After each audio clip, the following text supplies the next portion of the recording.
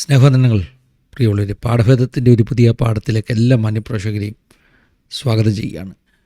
വെള്ളാപ്പള്ളി നടേശന് പത്മഭൂഷൺ. വെള്ളാപ്പള്ളി നടേശൻ ഇത്ര വലിയ ആളാണെന്ന് ഈ കഴിഞ്ഞിടയ്ക്കാണ് എനിക്ക് മനസ്സിലായത്. SNDPയുടെ നേതാവ് വെള്ളാപ്പള്ളി നടേശനെ നേരത്തെ അറിയാത്തത് കൊണ്ടോ ശ്രദ്ധിക്കാത്തത് കൊണ്ടോ ഒന്നുമല്ല. അദ്ദേഹത്തിൻ്റെ വലിപ്പം മനസ്സിലാക്കുവാൻ കാരണമായി തീർന്നത് ഈ പത്മഭൂഷൺ അവാർഡൊന്നും അദ്ദേഹത്തിന് വെച്ച് നീട്ടിയത് കൊണ്ടല്ല. 2 മാസം മുമ്പ്, കൃത്യമായി പറഞ്ഞാൽ ഡിസംബർ പകുതിക്ക്, ലോണവാലയിലുള്ള സുനിൽസ് സെലിബ്രിറ്റി വാക്സ് മ്യൂസിയം കാണാൻ പോയി. അവിടെ വെള്ളാപ്പള്ളി നടേശനെ കണ്ടുമുട്ടി. ആ ഫോട്ടോയാണ് നമ്മൾ തമ്പനയിലിൽ കൊടുത്തിട്ടുള്ളത്. ഞാനും വെള്ളാപ്പള്ളി നടേശനും ഒന്നിച്ച് നിൽക്കുന്ന ഫോട്ടോ നിങ്ങൾ കണ്ടില്ലേ? ഇനി അധികം പ്രശ്നമൊന്നും ഉണ്ടാകാതിരിക്കാൻ വേണ്ടി പറയാം. വെള്ളാപ്പള്ളി നടേശൻ്റെ മെഴുക് പ്രതിമയുടെ കൂടെ നിന്ന് ഞാനെടുത്ത ഫോട്ടോയാണ്. അല്ലെങ്കിൽ പിന്നെ ഇനി ആളുകൾ പറയരുത് ഇനി പാസ്റ്ററും വെള്ളാപ്പള്ളി നടേശനും തമ്മിൽ നല്ലൊരു ഇരിപ്പ് വശമുണ്ടെന്ന്. അങ്ങനെയൊന്നുമില്ല കേട്ടോ. എനിക്ക് നടേശൻ സാറിൻ്റെ വലുപ്പം മനസ്സിലായത് ഈ സുനിൽസ് സെലിബ്രിറ്റി വാക്സ് മ്യൂസിയത്തിൽ ചെന്നപ്പോഴാണെന്ന് പറഞ്ഞല്ലോ.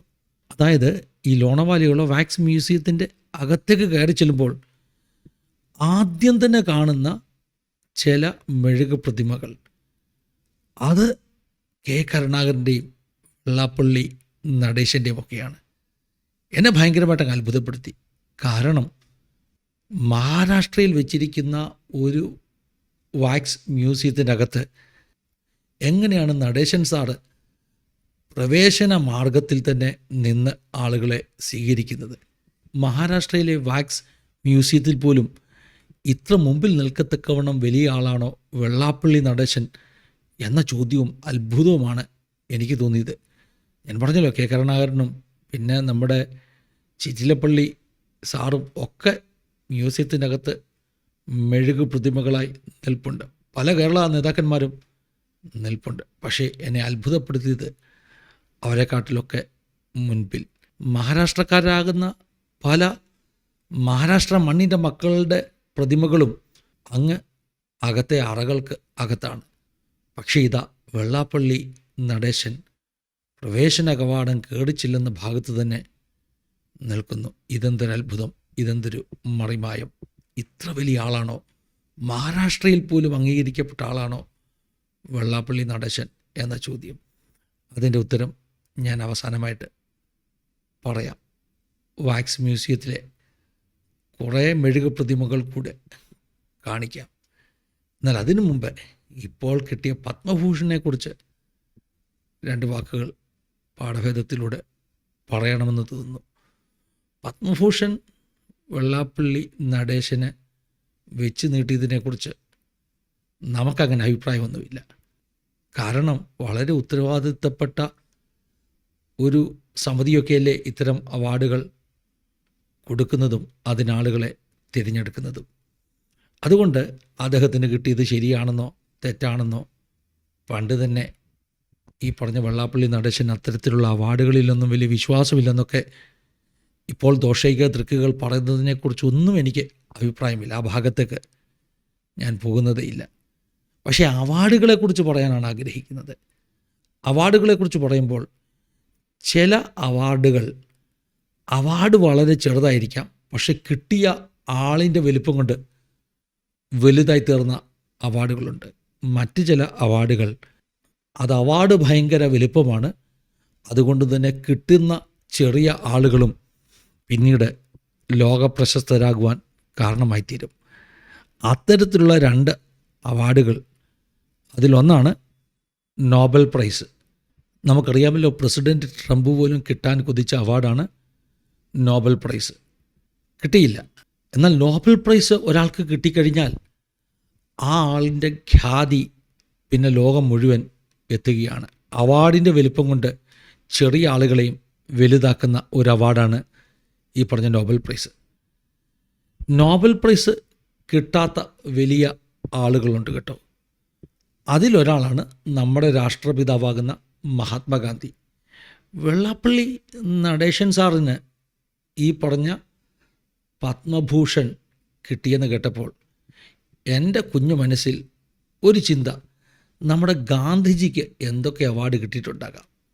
അങ്ങനെ ഒന്ന് അന്വേഷിച്ചപ്പോഴാണ് മനസ്സിലായത്, ഗാന്ധിജിയെ 5 പ്രാവശ്യം നോബൽ പ്രൈസിന് നോമിനേറ്റ് ചെയ്തു.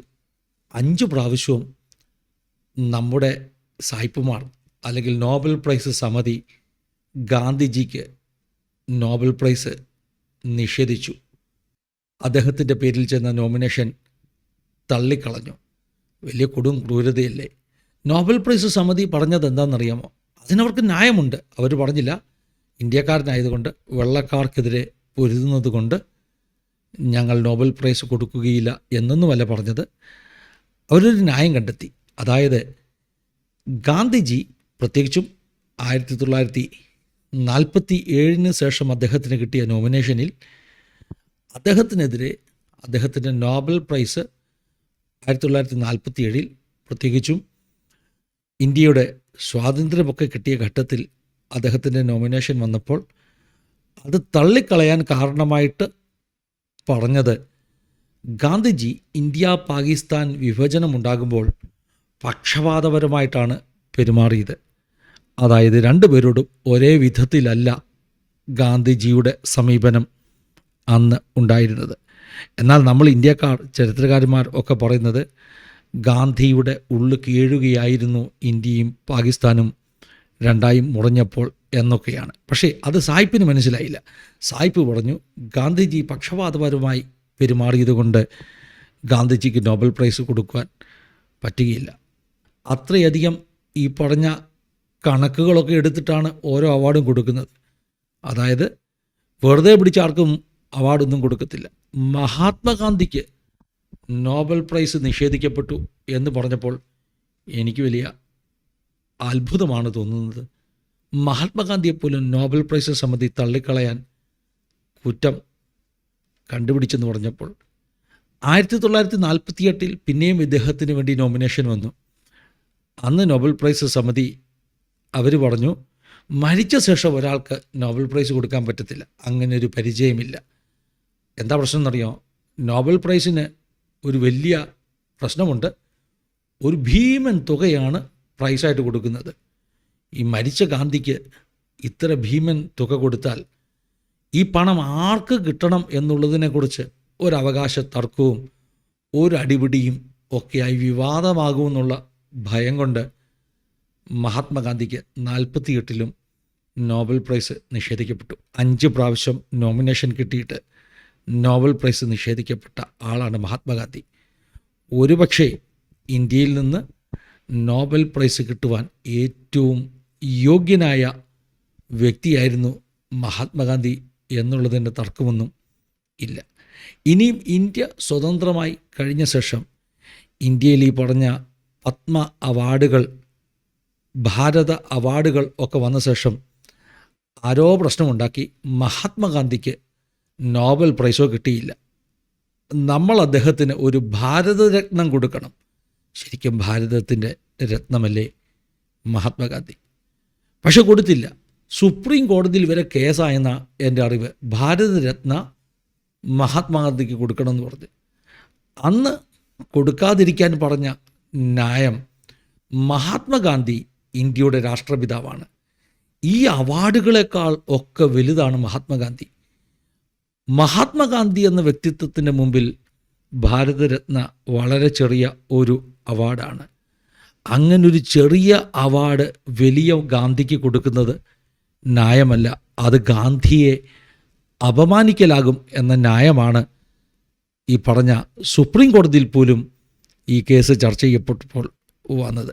ഗാന്ധിക്ക് അങ്ങനെ ഭാരതരത്നയും കൊടുത്തില്ല. പക്ഷേ നമ്മുടെ വെള്ളാപ്പള്ളി നടേശന് കുറഞ്ഞത് ഒരു പത്മഭൂഷണെങ്കിലും കിട്ടാൻ പോകുന്നെന്ന് കേൾക്കുമ്പോൾ നമ്മൾ സന്തോഷിക്കുകയല്ലേ വേണ്ടത്? കാരണം അവാർഡ് കമ്മിറ്റികളൊക്കെ ഓരോ വ്യക്തിയുടെയും ജീവിതം അളന്ന് മുറിച്ച് ഇഴ പിരിച്ച് പരിശോധിച്ചിട്ടാണ് കൊടുക്കുന്നത്. അങ്ങനെ വരുമ്പോൾ ഗാന്ധിക്ക് പോലും അവാർഡ് കിട്ടാത്ത ഒരു ലോകത്ത് വെള്ളാപ്പള്ളി നടേശന് ഒരു അവാർഡ് കിട്ടിയിരിക്കുന്നു. വെള്ളാപ്പള്ളി ചെറിയ ആളല്ല എന്ന് എനിക്ക് രണ്ടാമത് ഒരു പ്രാവശ്യം കൂടെ ബോധ്യമാകുകയാണ്. വളർന്നില്ല. വാക്സ് മ്യൂസിയത്തിൻ്റെ കഥയിലേക്ക് വരാം. എന്നാൽ ഇച്ചിരൂടെ പറയാനുണ്ട്. പാഠഭേദമാണല്ലോ. സാമൂഹിക പ്രശ്നങ്ങളെക്കുറിച്ച് നമ്മൾ പറയുമ്പോൾ എപ്പോഴും ശ്രദ്ധിക്കുന്നത് ഈ സാമൂഹിക പ്രശ്നങ്ങളെ ദൈവവചനത്തിൻ്റെ കണ്ണിൽ കൂടെ ഒന്ന് കാണുകയെന്നുള്ളതാണ്. അതുകൊണ്ട് അതുകൂടെ ചെയ്തിട്ട് നമുക്ക് വാക്സ് മ്യൂസിയത്തിലെ കാഴ്ചകളൊക്കെ കാണാം. ഒരു കഥയും കൂടെ പറഞ്ഞോട്ടെ. ഞാൻ പറഞ്ഞു, വലിയ അവാർഡുകൾ ചെറിയ മനുഷ്യരെ വലുതാക്കുന്നതിന് ഉദാഹരണമാണ് നോബൽ പ്രൈസ്.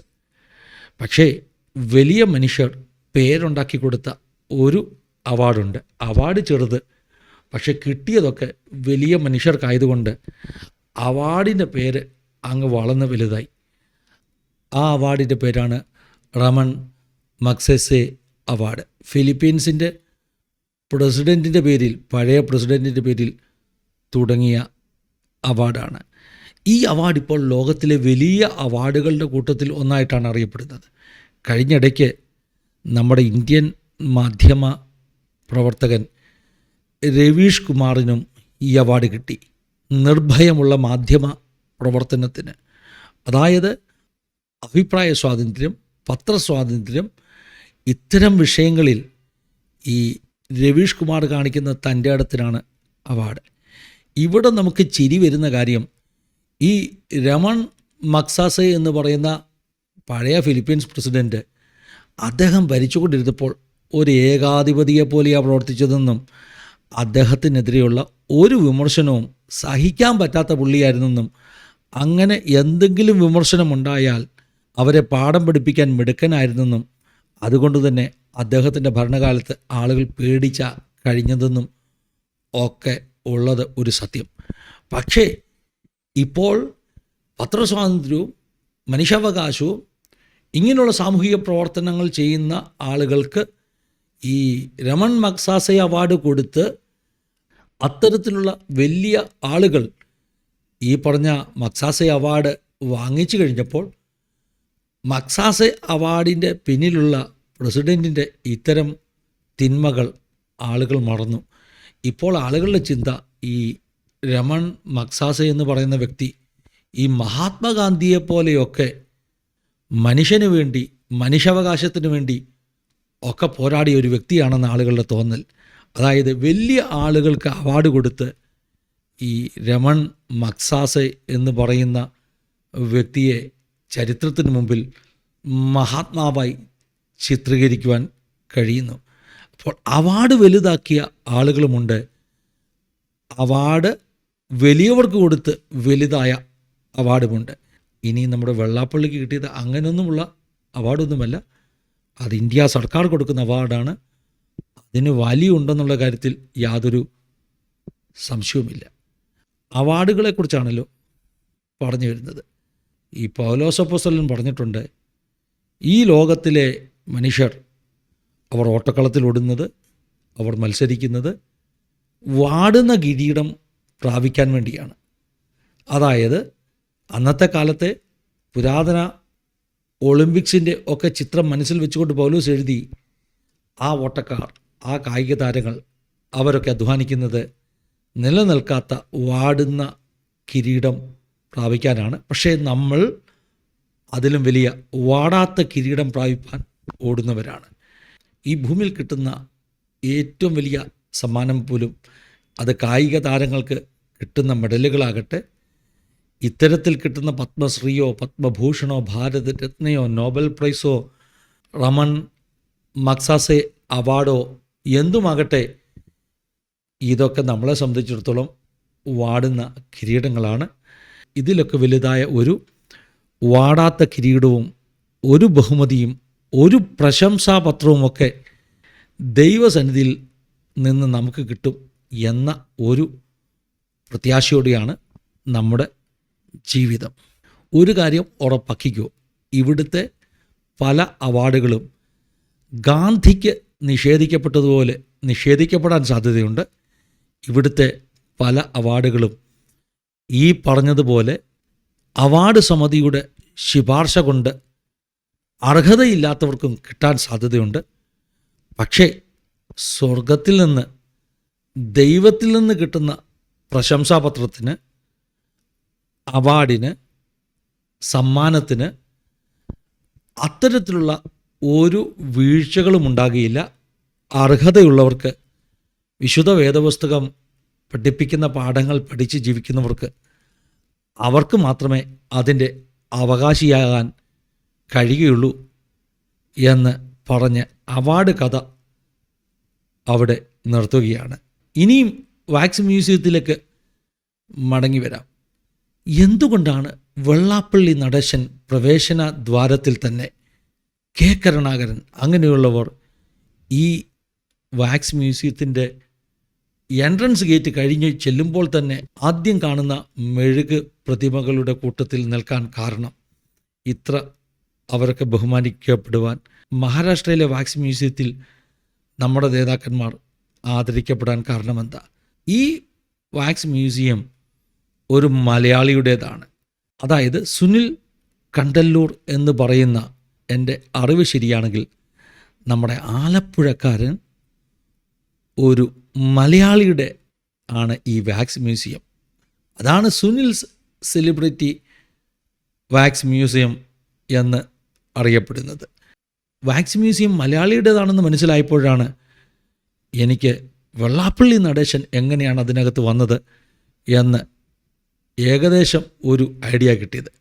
കുറ്റം പറയില്ലല്ലോ, നടേശൻ സാറ് മാത്രമല്ല, ഒത്തിരി മെഴുകു പ്രതിമകൾ, ജീവനുണ്ടെന്ന് തോന്നത്തക്കോണം കൃത്യതയോട് നിർമ്മിച്ച മെഴുക് പ്രതിമകൾ. വാക്സ് മ്യൂസിയത്തിൽ കണ്ട ഈ കാഴ്ചകൾ നിങ്ങളൊന്ന് കണ്ടു നോക്ക്.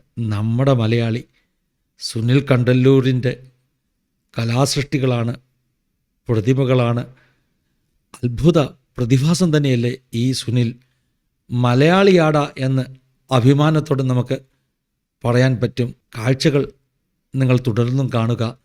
ദൈവം എല്ലാവരെയും സഹായിക്കട്ടെ, അനുഗ്രഹിക്കട്ടെ. God bless you all. Have A wonderful time.